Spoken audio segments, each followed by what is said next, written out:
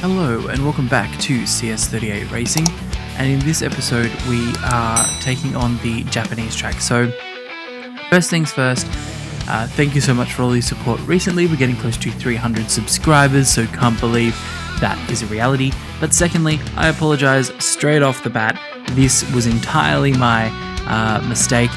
I was actually watching MotoGP at Argentina at the time, a replay of it while recording this video in the background. Unfortunately, my computer kind of got confused between where the source was recording, and I didn't double check it before recording because I thought, oh yeah, it's all good, it's all right. So the sound isn't actually in this one, so that's why we've got music running in the background, so I do apologize for that. Either way, let's look at what's happening in the round. It is looking pretty good all weekend weather-wise for Japan, so let's jump down into qualifying.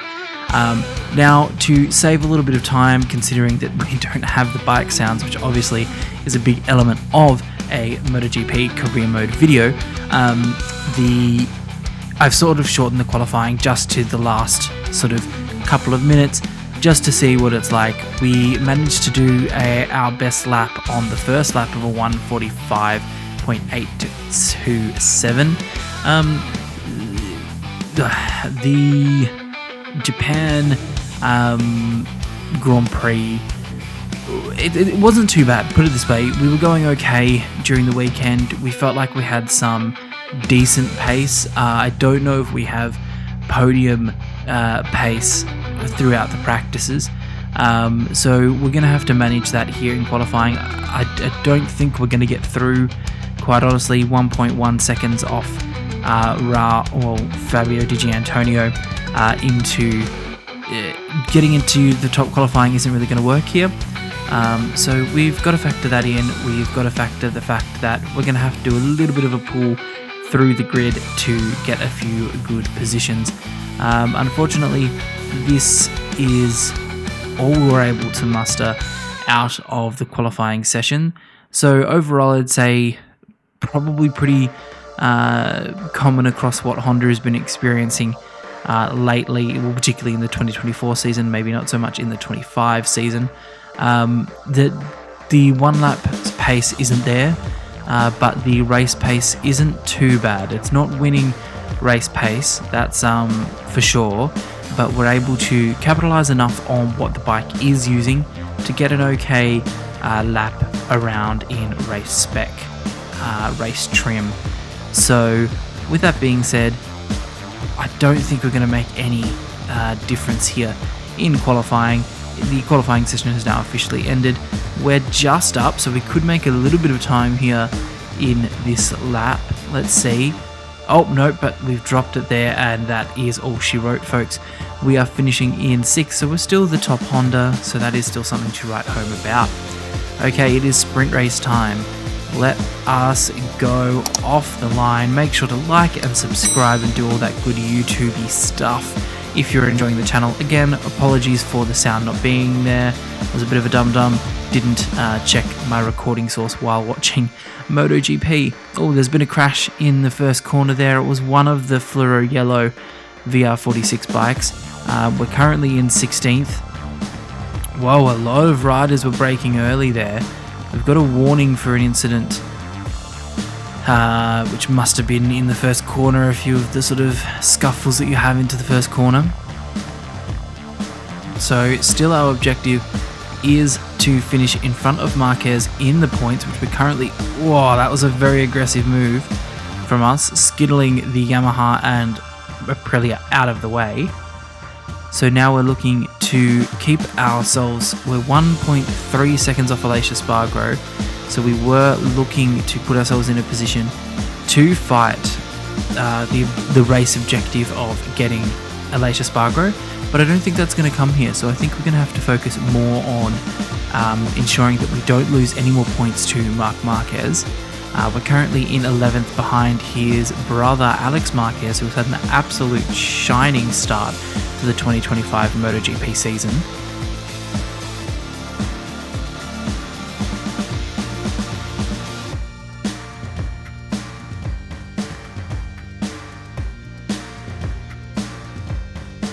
heavy on the brakes now down into the 90-degree corner. We're out a little bit wide, so we've got to watch out for that. We don't want to get too many track limits warnings over the course of this sprint race here.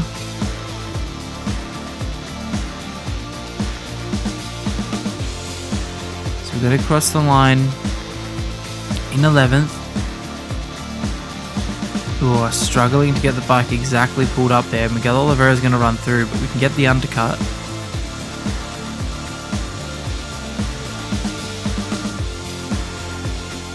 Alex Marquez has a long lap penalty, so we're going to be able to capitalize off that, but Miguel Oliveira is wanting to also capitalize off that and try and make a cheeky move on the inside as well.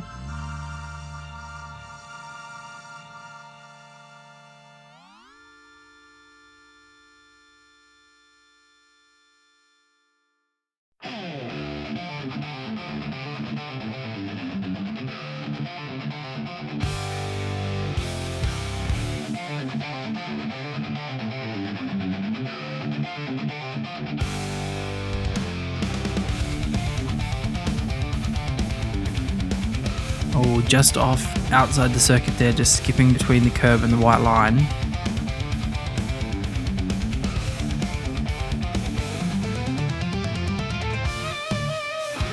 Again, we can see the pack ahead of Fernandez, Bezecchi, and I believe it would be the Aprilias, possibly an Aprilia duo, considering that Martin and Franco Morbidelli and Bastianini are ahead of us. I believe those would be the two Aprilia factory bikes there.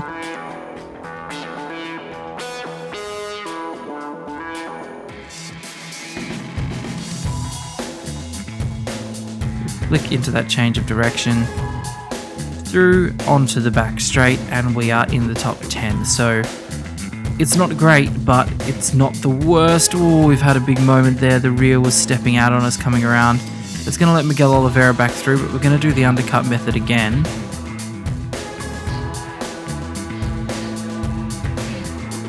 Heavy brakes down into turn 3. You want to be careful. We did lose the front and kind of the rear there in qualifying going into turn 3.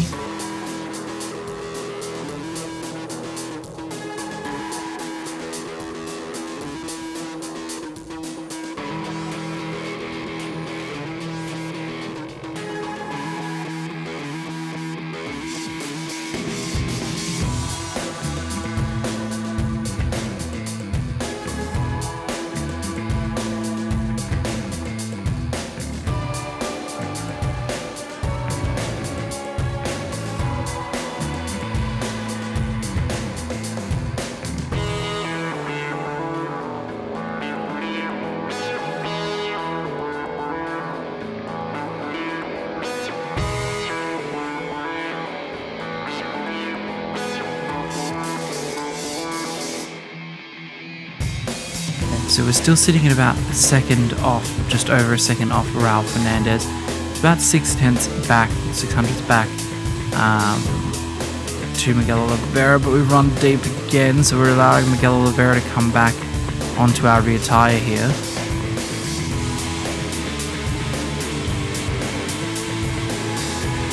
And get on the power as quick as we can. Oh, hey, Martin's had a crash at the front of the field now. Looks like he's coming in for a rejoin.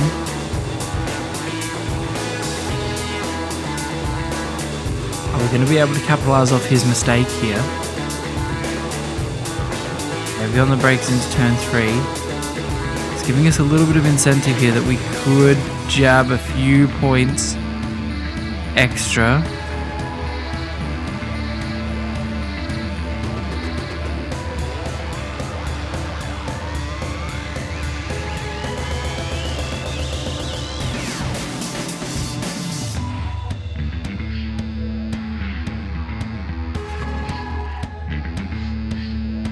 In another crash somewhere out on the circuit. The yellow flags are out in sector 2. We do look like we have an opportunity to overtake Martin here, if we play our cards right.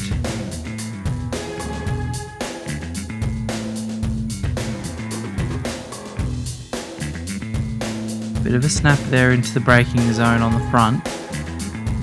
Kind of indicates that the bike's not fully settled the way we would like it to be. And I think maybe Martin is starting to pull away. So unfortunately, we haven't been able to make the best of this lap and ensure that we're close enough to Martin. We are looking like we're on course for our best lap so far in the Grand Prix.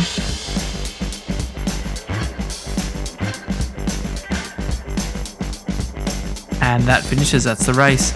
We had a few more laps there, we may have been able to catch up to Martin, but it's race time. Let's see what we can do here in the full length race. 8 laps here of the Motegi circuit. Not the greatest of starts, getting a little bit beaten up into that first corner. There's a few collisions and a few, it's red flagged, so we're going to do a restart here.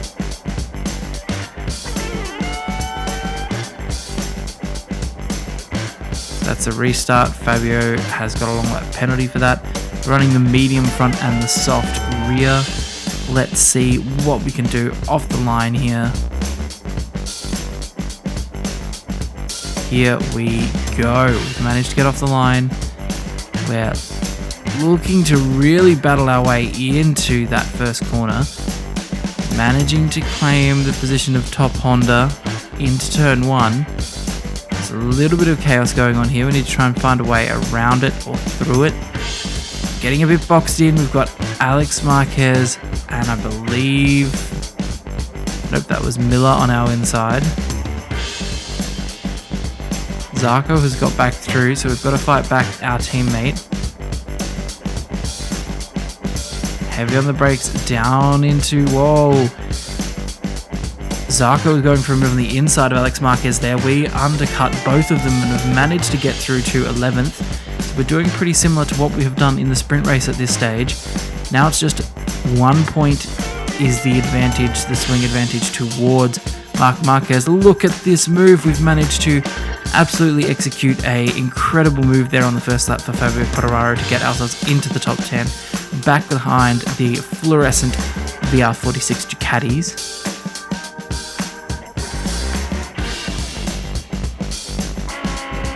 You can all see that the field is relatively bunched up. Currently, we're not that far off Aleix Espargaro, about a second off Aleix Espargaro. So if we can finish in front of him in the race objective as well, that would give us a few extra kudos points. We've come in way too hot into the 90 degree corner. Caused a bit of a crash there with, I believe it must have been Digi Antonio.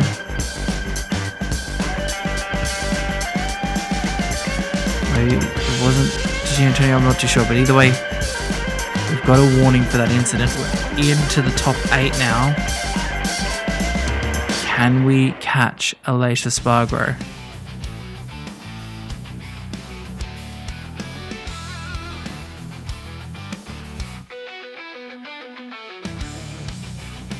Even at this early stage, it's looking like a little bit of a tough task, a bit of a tall order to catch up to Aleix Espargaro, unfortunately.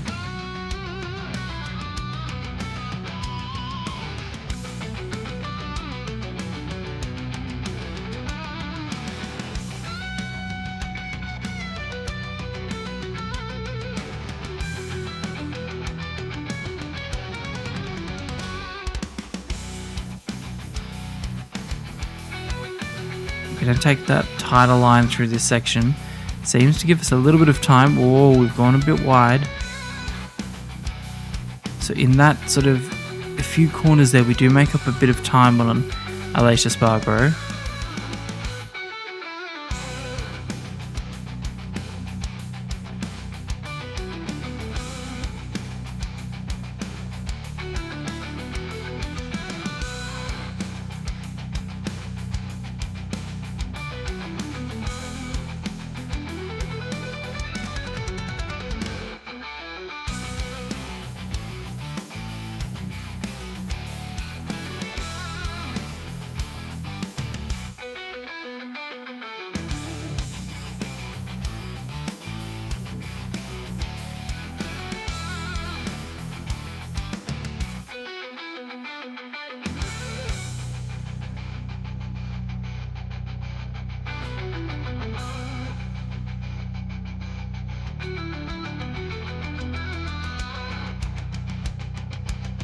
we come into turn 3 on lap 3. We're still holding that position. We're still holding over Motegi and Di Antonio.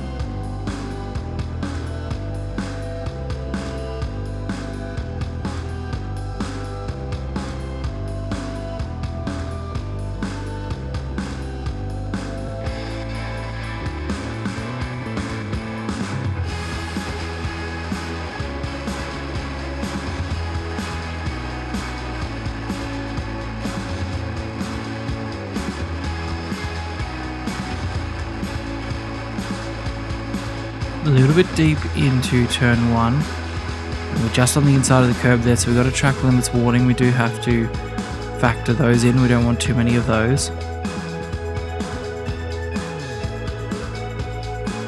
Halfway point of the race now.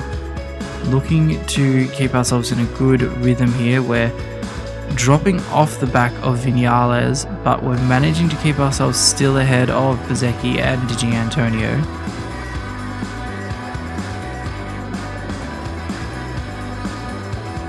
And also at this stage keeping ourselves 2 points ahead of Marquez in the overall battle in the championship.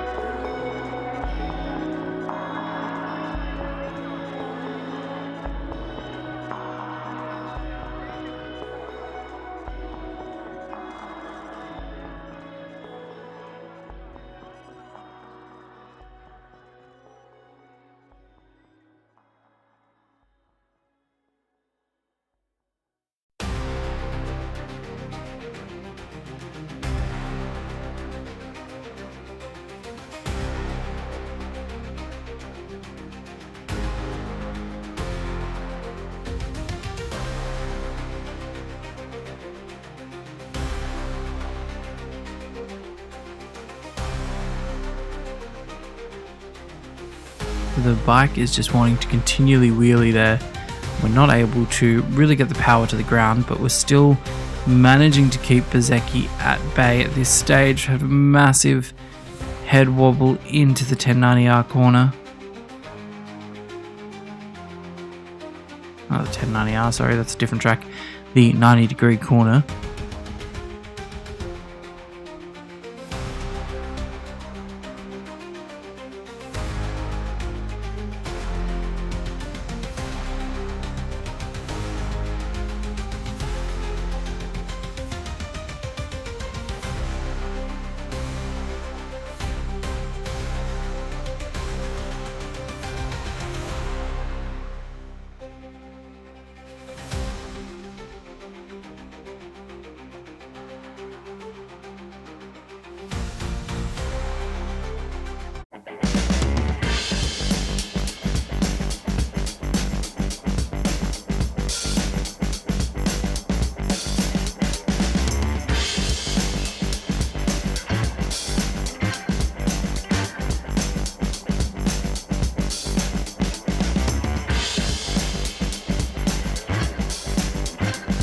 A bit rough on the curbs there, but we're managing to grow a little bit of a gap out from Motegi.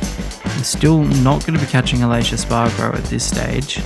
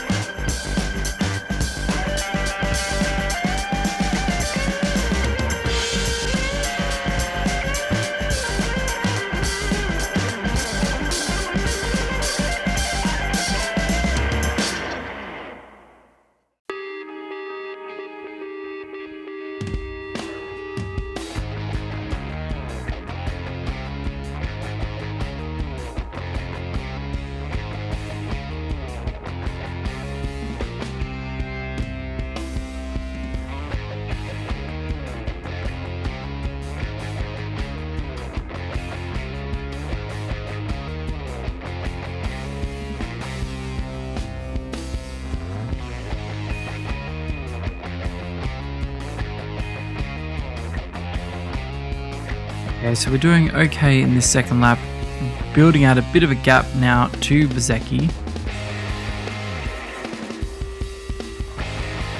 We've consistently put ourselves in a good position to be ahead of the VR46 bikes as well, so it could give us a good bargaining opportunity with the Ducati team.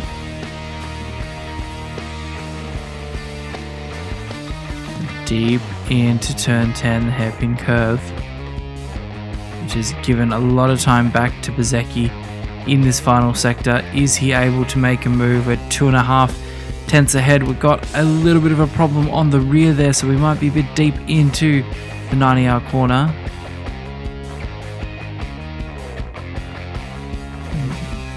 Okay, we might just be able to hold Motegi at bay as we cross the line for 8th. So Marquez is only one position ahead of us there in 6th place, or 2 positions ahead of us, 6th place. Okay, so make sure to like and subscribe if you've enjoyed this one, guys. That puts us 6th in the championship on 187 points. Again, a big apologies for the fact that there isn't the sound in this one. That is totally my bad. Anyway, if you've enjoyed it, thumbs up, subscribe, bell notification, check out the other videos here on the channel. Stay safe, have fun, see you on the next one, bye for now.